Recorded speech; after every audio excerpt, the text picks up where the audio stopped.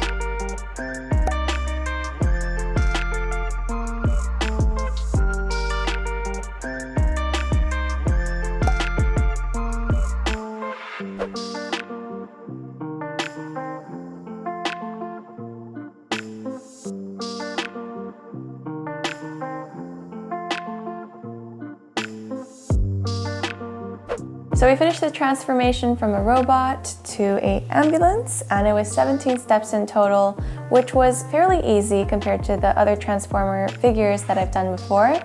This is also an exclusive Takaratomi figurine, so it's definitely worth adding to your collection, especially since it's one of the most popular main characters. Thanks so much for watching. Give this video a thumbs up if you enjoyed it, and I will see you in the next video. Bye!